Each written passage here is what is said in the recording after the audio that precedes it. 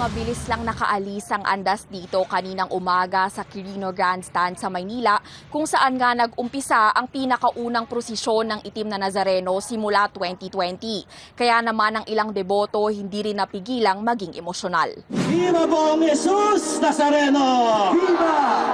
Kasabay ng sigaw ng mga deboto ang pagluha rin ng ilan sa labis na pagkatuwa sa pagbabalik ng traslasyon. Ilang minuto bago mag-alas 5 ng umaga, sinimulan ng iparada ang andas.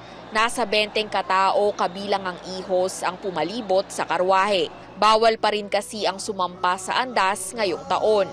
Pero ang importante naman daw sa maraming deboto ang masilayan ng imahen kahit hindi na rin matapos ang prosesyon. Masaya na rin kami kahit hindi matapos kasi noong araw naman na bata-bata kami, natatapos naman namin. Ngayon may edad-edad na, hindi na namin kayang lumakad na malayo. Kaya kahit na ganito edad namin, nandito pa rin kami na nagtsatsagang. Kasi nga yun, 3 years na yun, parang malaki ang nawala sa amin sa hindi namin pagpunta ng translasyon. Para sa iba, pagpapakita rin ito ng tibay ng kanilang paniniwala sa Poong Nazareno. Mas okay naman po, masaya kasi minsan lang po sa isang taon. Kasi parang iba po, pag deboto ka na, parang maraming himala, maraming blessing na ganun po. Pag naniniwala ka talaga.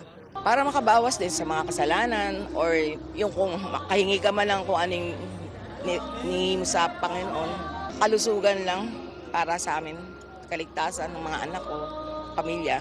Parehong ruta ang tinatahak ng traslasyon ngayon sa huling ginanap noong 2020 bago magpandemya. Paghupa naman ng mga tao sa Quirino Grandstand, nagkalat ang mga basurang iniwan ng ilang deboto.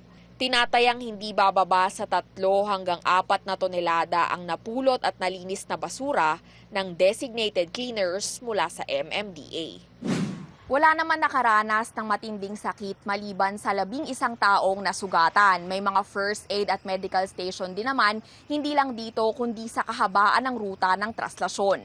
Ayon sa mga otoridad, naging maayos at mapayapa ang pagsisimula ng prosesyon. Carrie Cator, CNN Philippines.